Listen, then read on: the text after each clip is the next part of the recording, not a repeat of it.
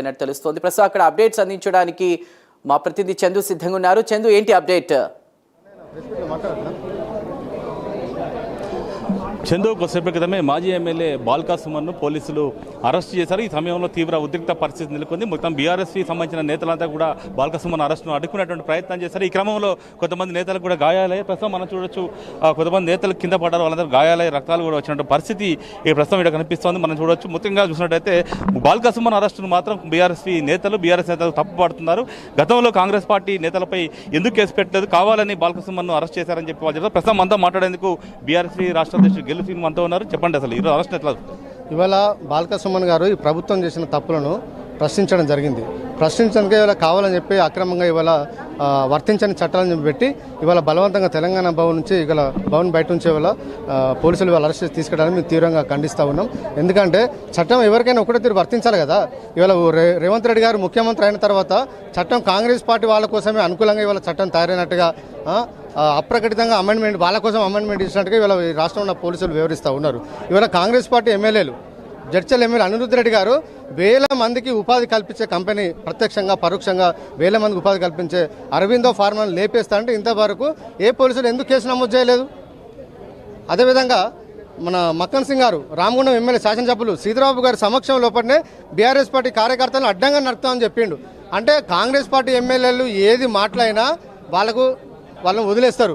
BRS party సంబంధించిన నాయకులు మా ఉద్యమ కార్యాచరణ ప్రకటించుకుని మామూలుగా మాట్లాడుతూ ఉంటే అన్నడం మాటలు అన్నట్టుగా మీడియాలో సోషల్ మీడియాలో పెట్టి ఇటు మాటలు అటు పెట్టి అటు మాటలు ఇటు పెట్టి దాన్ని ఫ్యాబ్రికేటెడ్ వీడియో టెలికాస్ట్ చేసి ఇవాళ దాన్ని బట్టి ఇవాళ బాల్కా సుమన్ గారి మీద అక్రమంగా కేసు పెట్టడాన్ని బీఆర్ఎస్ పార్టీకి వెళ్ళి మేము తీవ్రంగా ఖండిస్తూ ఉన్నాం. ఇవాళ పోలీసులు అత్యుత్సాహం చాలా ప్రదర్శిస్తూ ఉన్నారు. ఇవాళ నాంపల్లి పోలీసులు వచ్చి ఇవాళ మా జూబ్లీస్ బీఆర్ఎస్ పార్టీ సీనియర్ నాయకుడు ఇవాళ శ్రీనివాస నాయుడు గారిని చూడండి, మొత్తం పోలీసులు పిడిగుతులు కూర్చో ఇక్కడ రక్తం వెళ్ళింది, వాళ్ళ గోర్లు కూర్చోపోయి ఇక్కడ చేతికి చూడండి.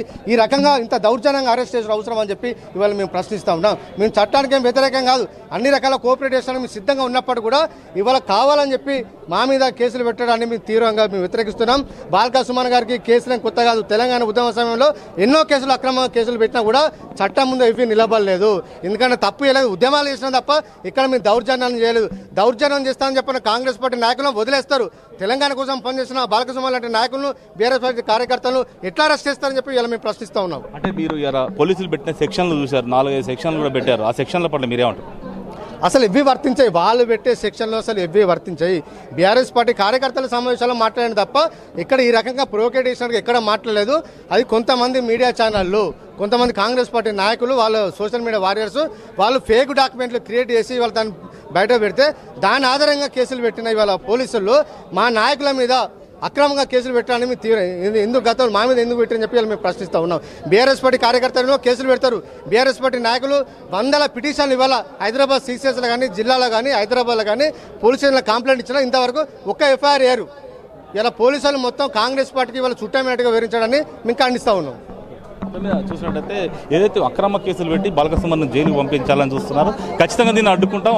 ఈ గతంలో చాలామంది కాంగ్రెస్ నేతలు రకరకాలుగా మాట్లాడినప్పటికీ వారిపై కేసులు అయితే నమోదు చేయలేదు. కానీ బాల్కా సుమన్ మాత్రం కావాలనే అక్రమ కేసులు పెట్టి వేధిస్తున్నారంటూ కూడా నేతలు చెప్తున్న పరిస్థితి. Over to studio. Thank you. ఇవి మిడ్ డే న్యూస్ అప్డేట్స్. మరిన్ని అప్డేట్స్ కోసం చూస్తూనే ఉండండి ప్రైమ్9 న్యూస్.